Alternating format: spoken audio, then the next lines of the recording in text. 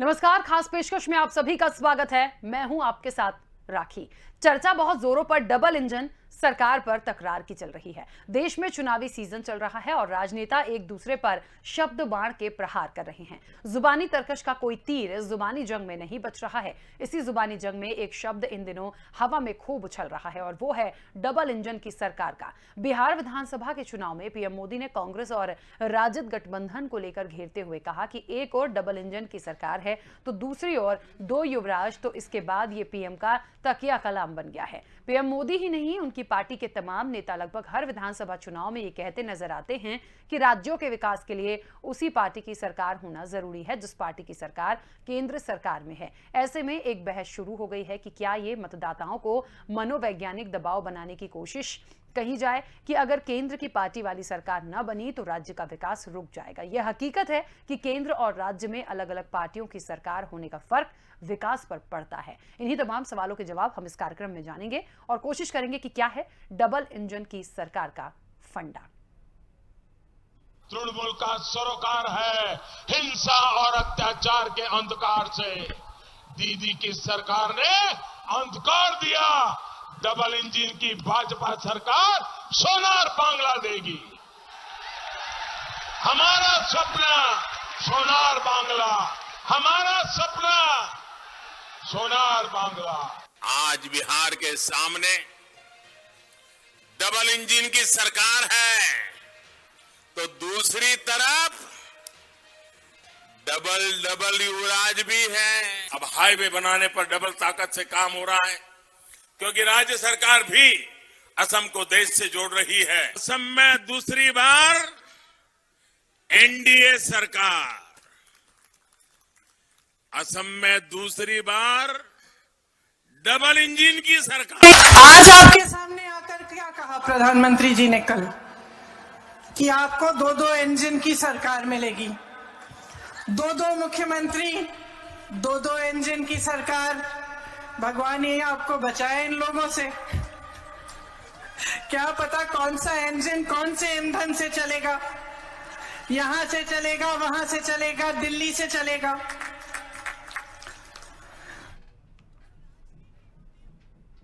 तो देखा आपने, डबल इंजन सरकार पर तकरार इसलिए है कि वाकई में हमने भी सुना, जितने भी दिग्गज हैं जिन्होंने भी अपनी बातें रखी हैं उसमें ये बात बहुत साफ तौर पर सुनाई और दिखाई दी कि डबल इंजन की सरकार क्या कर लेगी, डबल इंजन की सरकार क्या विकास कर लेगी। और वाकई में ये जो डबल इंजन की सरकार होती है या चलती है, जिसे चुनाव प्रचार के दौरान मोदी जी ने भी कहा, प्रियंका जी ने भी कहा कि कितना विकास ये लोग दे पाएंगे और कर पाएंगे। बहरहाल जो भी है, असल में इसका फंडा जो है डबल इंजन सरकार का वो क्या है, हम जानने की कोशिश करेंगे। कई मेहमान हमारे साथ जुड़े हैं। सबसे पहले आपका परिचय करा देते हैं।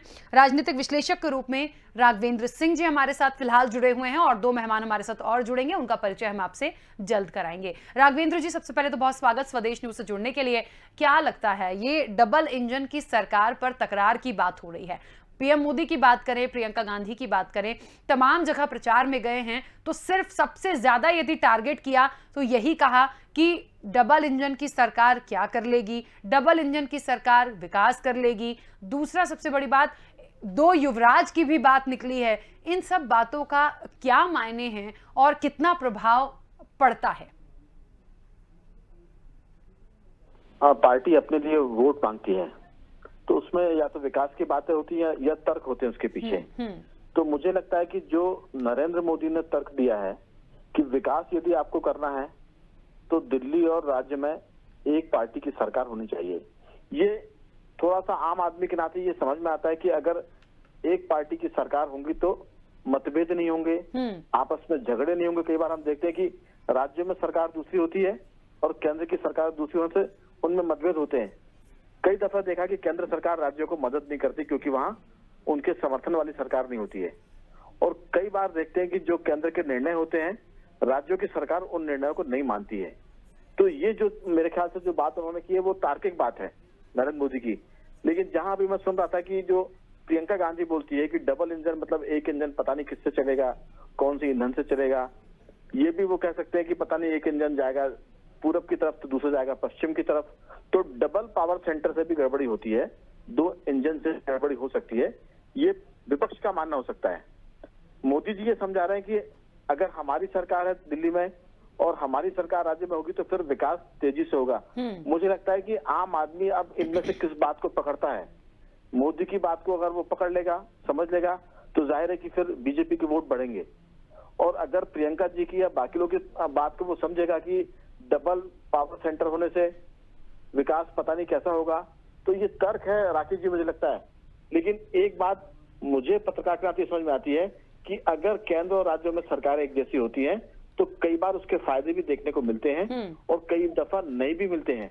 जैसे हमने देखा मध्य प्रदेश के बारे में कि दिल्ली में बीजेपी की सरकार है, लेकिन कई बार मध्य प्रदेश को केंद्र सरकार से वो लाभ नहीं मिल पाया जो भाजपा की राज्य सरकार होने के नाते मिलना चाहिए था। तो मुझे लगता है कि आगे ये बात आएगी कि प्रधानमंत्री से सीएम के संबंध अच्छे होंगे, उसको ज्यादा लाभ मिलेगा। तो ऐसे तर्क अभी हमको बहुत सारे सुनने को मिलेंगे। जी बिल्कुल, चलिए। और इस वक्त आपको बता दें कि चर्चा में हमारे साथ कांग्रेस प्रवक्ता दुर्गेश शर्मा जी भी जुड़ गए हैं और भारतीय जनता पार्टी का पक्ष रखने के लिए उत्तर प्रदेश से अनीता वर्मा जी भी जुड़ गई हैं। आप दोनों का भी बहुत स्वागत चर्चा में शामिल होने के लिए। सवाल अगला दुर्गेश जी आपसे लेना चाहती हूं। डबल इंजन की सरकार की बात हो रही है, जितने भी अभी प्रचार के दौरान की हम बात करें, तमाम जगह डबल इंजन की सरकार की बात आई है और ये कहा गया है कि यदि केंद्र में, स्टेट में एक जैसी सरकार होती है तो विकास जल्दी होता है। दो युवराज की बात भी पीएम मोदी ने कही है। अमूनन ये ज्यादातर देखा गया है। क्या मायने इन तमाम बातों के? ये बात मैं मान सकता हूं कि यदि एक सोच के व्यक्ति एक दो जगह बैठेंगे तो काम अच्छा होगा और होना चाहिए। पर सत्यता ये है कि भारतीय जनता पार्टी के अंदर एक सोच है ही नहीं। यदि एक सोच होती तो विकास के साथ साथ सुनियोजित तरीके से हम जो देश प्रदेश के अंदर जो गलत कार्य या कोई नकारात्मक कार्य कर रहा हो उसके खिलाफ लड़ते। अब आप मध्य प्रदेश और उत्तर प्रदेश से ही देखिए। मध्य प्रदेश के अंदर हम प्रतिदिन ये देख रहे हैं, अभी माननीय शिवराज सिंह चौहान जी के शासन में आने के बाद से ही लगातार काफी समय से हम ये अनुभव कर रहे हैं कि मध्य प्रदेश में अवैध शराब के कारण मृत्यु हो रही है। शराब कहां से आ रही है? उत्तर प्रदेश से। उत्तर प्रदेश में सरकार किसकी है? वही एक सोच की सरकार। माननीय शिवराज सिंह चौहान जी जिस पार्टी और दल के नेता हैं, उसी दल की दूसरी सरकार उत्तर प्रदेश में है। उसका नेता जिनके नेतृत्व में ये सब चलते हैं वो केंद्र में बैठे हैं।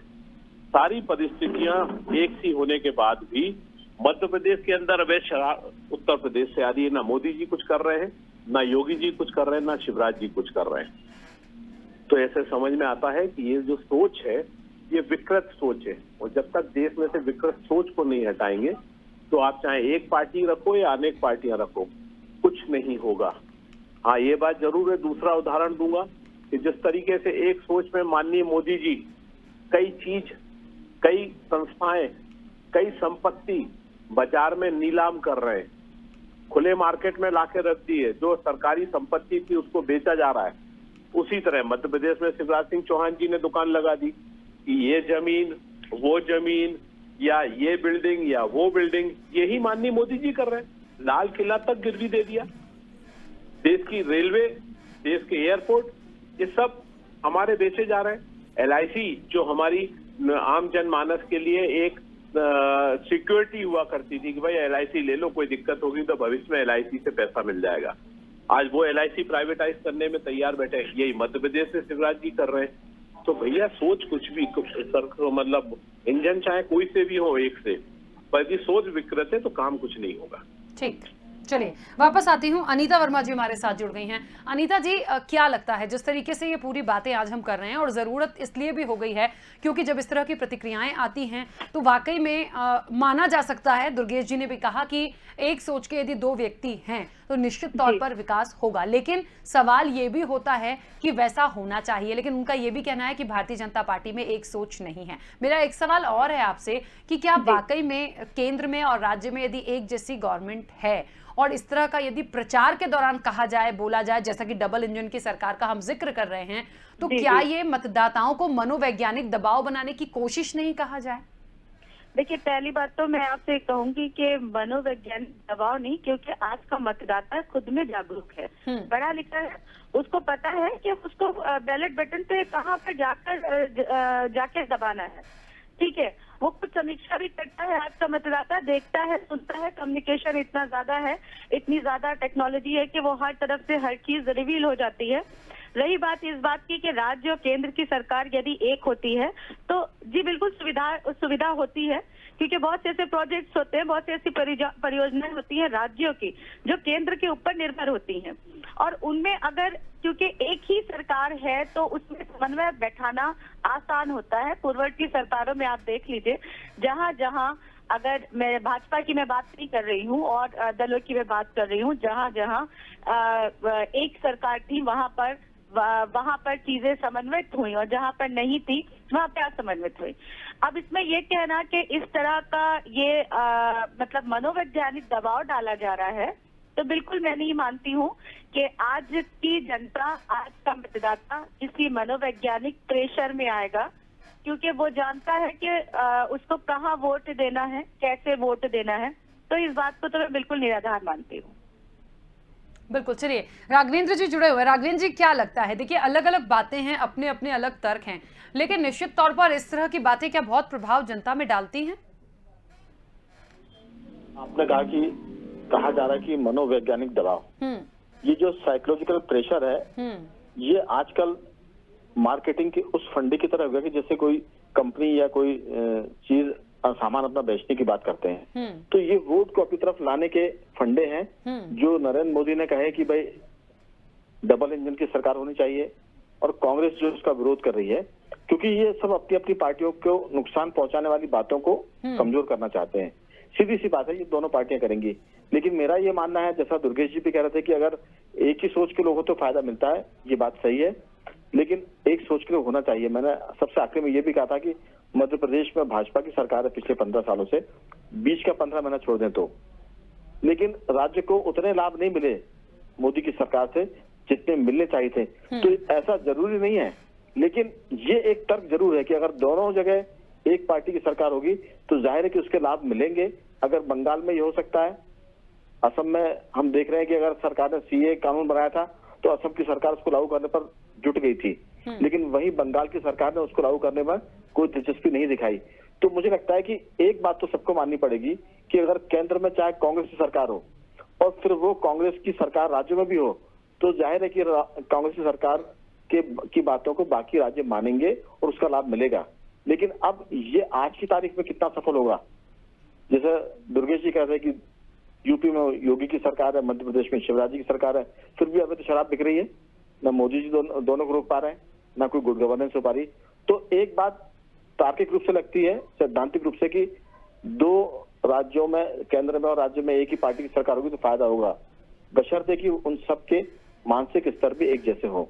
जी बिल्कुल ठीक है। दुर्गेश जी, एक बात यहाँ पर यह है, इस तरह की बातें लगभग मुझे लगता है सभी लोग इस चीज को समर्थन कर रहे हैं कि एक जैसी सरकार यदि होती है तो फायदा मिलता है, लेकिन हमें यह भी तो सोचना चाहिए ना कि यदि हम ऐसा ही प्रचार करने लगेंगे, ऐसा ही सोचेंगे, और जनता को तो यदि कैंडिडेट सोचना है, उसे विकास देखना है, हो सकता है सेंट्रल से जो चीजें आनी हैं, सेंट्रल की बात अलग होती है, स्टेट की अलग होती है। तो देखिए, स्टेट में यदि गवर्नमेंट चेंज होती भी है तो सेंट्रल का तो फर्ज बनता है ना कि आप उसकी पूर्ति कीजिए, जितना अधिकार उनका है।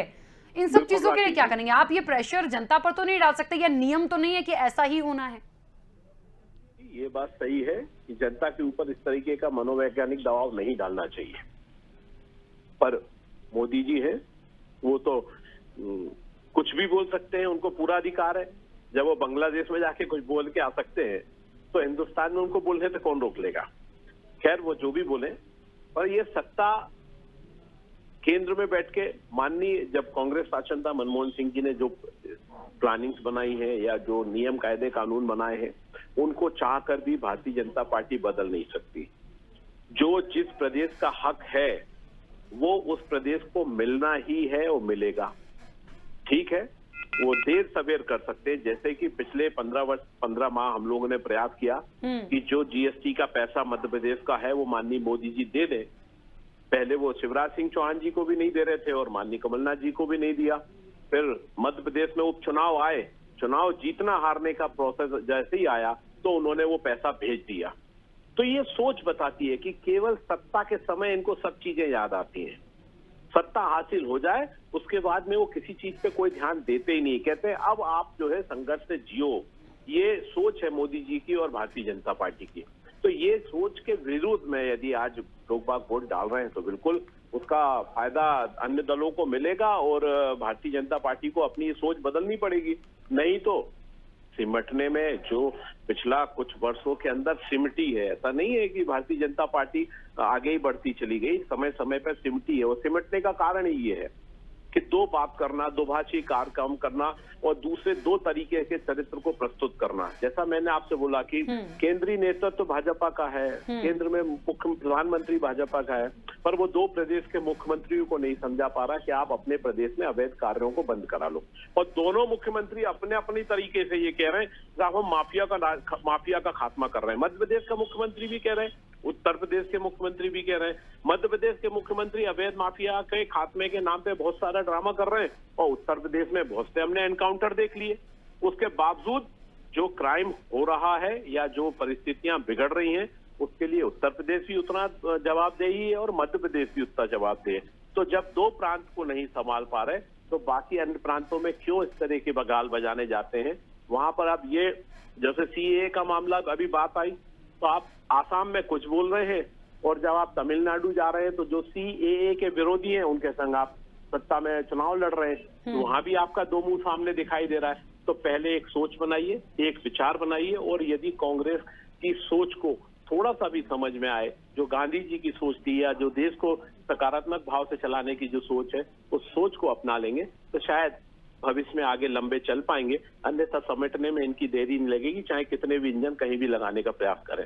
बिल्कुल ठीक है। राघवेंद्र जी, एक बात और, हम लगातार ये चर्चा जो कर रहे हैं इसमें बहुत सारी बातें बहुत पॉजिटिव भी आई हैं, वो ये कि ये बात बिल्कुल मानी जा सकती है कि सेंट्रल में और स्टेट में यदि गवर्नमेंट एक हो तो बहुत अच्छी बात है, विकास हो सकता है। लेकिन एक बात ये भी सोचिए ना कि यदि इस तरह की जो बातें प्रचार और प्रसारित की जाती हैं कि केंद्र वाली पार्टी की यदि सरकार नहीं बनती है स्टेट में तो विकास रुक जाएगा, कितना विकास रुकता होगा। और ये मुझे ऐसा लगता है एक कन्वे करने की कोशिश है कि जो पब्लिक है वो सेंट्रल में जो गवर्नमेंट है, स्टेट के जो इलेक्शंस होंगे या जितने भी इलेक्शंस हम देखते हैं उसमें उसी को फोकस करके वोट करे। तो ये तो कहीं ना कहीं एक प्रेशर पॉलिटिक्स का ही हिस्सा माना जाएगा।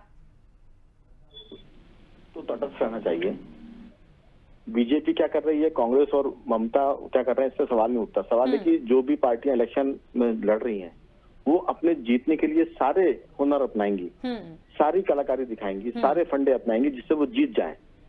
सारी पार्टियां, अब वो जमाना गया जब नैतिकता की बात होती थी कि अगर ट्रेन का एक्सीडेंट हो गया तो रेल मंत्री इस्तीफा देता था, अगर हवाई जहाज का क्रैश हो गया तो हम देखा कि माधवराव सिंधिया ने इस्तीफा दिया है। तो वो नैतिकता की बातें आज की तारीख में किसी भी पार्टी से हम इसकी अपेक्षा नहीं कर सकते। हर कोई सत्ता की राजनीति कर रहा है और सत्ता में आने के बाद वो अपने वादों को भूल जाता है, चाहे वो कोई पार्टी हो। मैं किसी पार्टी का नाम नहीं लूंगा। सत्ता में आने के बाद वो जो उसके पहले वादे करते हैं उसको भूल जाते हैं। फिर वो सोचते हैं कि 5 साल मजे करो, फिर 1 साल पहले से कोई राग ढूंढ लेंगे, उसको गाएंगे, फिर 1 साल तक गाकर दोबारा सरकार में आ जाएंगे। तो ये हम उम्मीद ना करें कि मोदी, ममता या कांग्रेस बहुत नैतिकता की बात करके लोगों से वोट मांगेंगी। डबल इंजन की बात करके जाहिर है कि वो एक साइकोलॉजिकल प्रेशर बना रहे हैं, तो वो बनाएंगे क्योंकि उनको चुनाव लड़ना है और चुनाव में वोट पाना है।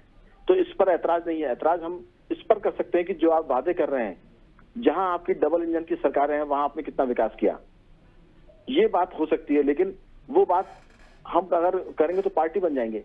मेरा मानना ये है कि बीजेपी, ममता, कांग्रेस सब अपने अपने हिसाब से वोटरों को बरगलाते हैं, लुभाते हैं, फुसलाते हैं। हमने देखा है, शराब बांटने से लेकर, पैसे बांटने से लेकर, झूठे वादे करने से लेकर, आसमान से अगर उनको चांद चाहिए तो पार्टी का प्रत्याशी बोल रहा है कि मैं ला के दूंगा लेकिन मुझे वोट देना।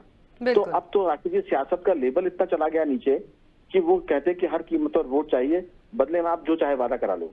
मेरा ऐसा मानना है। चलिए, और बीजेपी के प्रवक्ता चेतन सिंह जी हमारे साथ जुड़ गए हैं। चेतन जी, एक सबसे बड़ी बात ये होती है, हम चर्चा कर रहे हैं डबल इंजन की सरकार या तकरार। डबल इंजन की सरकार का जिक्र पीएम मोदी ने तमाम जगह किया और 2 युवराज की बात भी की। बात ये है कि क्या ऐसा जरूरी है कि सेंट्रल में और स्टेट में एक जैसी गवर्नमेंट होगी तो विकास ज्यादा अच्छा होगा?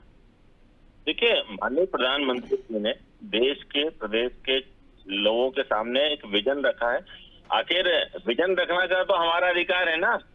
इस पर कोई कैसे रोक सकता है? माननीय प्रधानमंत्री जी ने अपनी बात कही है। माननीय प्रधानमंत्री जी की बात पर प्रदेश की जनता भरोसा करती है, कितना करती है, नहीं करती, आने वाला समय बताएगा।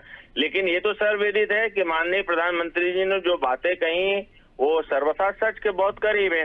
क्योंकि जब राज्य और केंद्र की सरकार अगर एक ही पार्टी की होती है तो निश्चित रूप से विकास की राशि अधिकतम चली जाती है, विकास की राशि अधिकतम समय पर जाती है। अगर कहीं कोई ब्यूरोक्रेट के माध्यम से कहीं कोई अड़चन रहती है तो उस अड़चन को भी तत्काल हम दूर कर लेते हैं।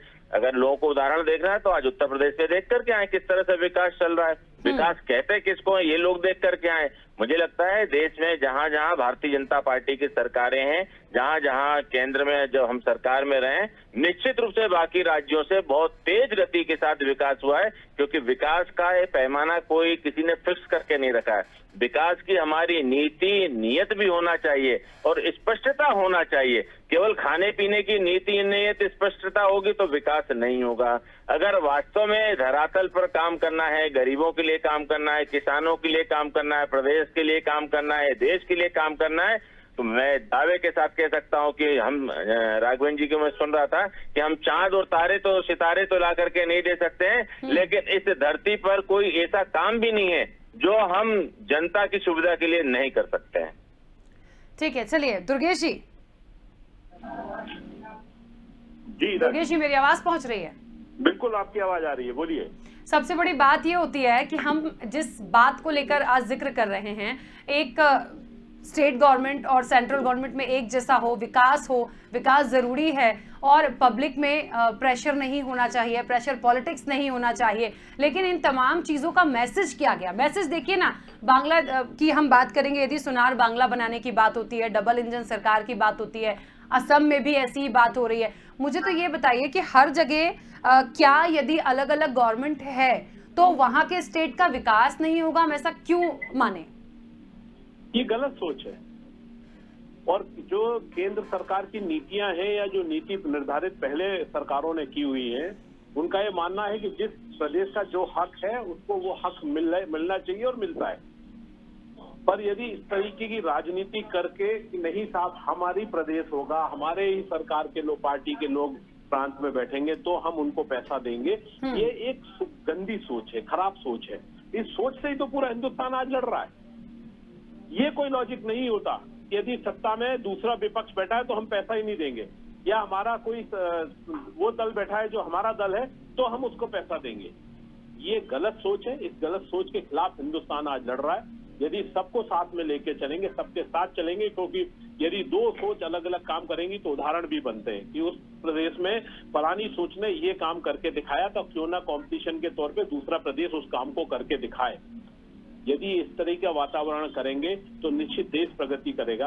और यदि ये सोच कर लेंगे कि नहीं साहब हमको ही सब कुछ हमारे हिसाब से ही करना है और हम ही करेंगे और हम ही रहेंगे, तो ये सोच कहीं हम और मैं एक जरूरत से ज्यादा नहीं चलता है, उसका पतन होना तय है। और ये आने वाला समय बताएगा कि ये सोचना कि नहीं आप हमको करेंगे तभी विकास होगा, उसका जवाब जनता जरूर देगी। चलिए, समय की सीमा है, जल्दी से अपनी बात रखिएगा राघवेंद्र जी। मानना है कि जो चीजें कही जा रही हैं वो राजनीति का हिस्सा है। डबल इंजन की बात करें या उस डबल इंजन की आलोचना की बात करें, जो चेतन सिंह बोल रहे हैं या दुर्गेश जी बोल रहे हैं, मुझे लगता है कि चुनाव के नतीजे साबित कर देंगे कि लोगों ने मोदी की बात को माना या खारिज किया। लेकिन एक बात आमतौर पे कि अगर परिवार में सहमति है, सामंजस्य है, तो वो परिवार तरक्की करता है। अगर राज्यों में और केंद्रों के बीच में, केंद्र सरकार के बीच में सहमति है, तो जहां विपक्षी सरकारें भी रही हैं उन राज्यों ने भी तरक्की की है। हम उड़ीसा को देख सकते हैं, वहां कई साल से पटनायक जी सरकार में है लेकिन कोई शिकायत नहीं हुई, कोई झगड़े की खबरें नहीं आती है। लेकिन ये देखने में आता है कि जहां दूसरी सरकारें होती है वहां केंद्र और राज्यों के बीच में झगड़े होते हैं और फिर वो कहा जाता है कि राज्यों का अतिक्रमण केंद्र कर रहा है और फिर राज्यों के हितों की अनदेखी हो रहा है। तो ये झगड़े चलते रहेंगे, ये लोकतंत्र है। लेकिन जहां तक डबल इंजन की और सिंगल इंजन की बात है, चुनाव में जनता तय कर देगी कि वो किस पे ज्यादा भरोसा करती है। मुझे लगता है कि ये चुनाव तक प्रतीक्षा इसकी करनी पड़ेगी। चलिए, आप सभी मेहमानों का बहुत शुक्रिया इस चर्चा में शामिल होने के लिए। तो बात चल रही थी कि राज्य और स्टेट में एक जैसी पार्टी होती है, एक ही राजनीतिक दल की होती है, तो विकास बहुत अच्छा होता है। ऐसा नहीं है। देखिए, तमाम लोगों ने इसको एक्सेप्ट भी किया है और ये भी कहा है कि विकास करना है, विकास की मंशा है तो विकास होगी। लेकिन अमूमन ये देखा गया है कि एक जैसी गवर्नमेंट होती है तो विकास आसानी से होता है और अलग अलग होती है तो थोड़े से मतभेद नजर आते हैं। बहरहाल जो भी था, डबल इंजन की सरकार और तकरार लगातार चलती रहती है, यही इस पूरी चर्चा से निकल कर आया है। इस चर्चा में फिलहाल इतना ही। दीजिए इजाजत, नमस्कार।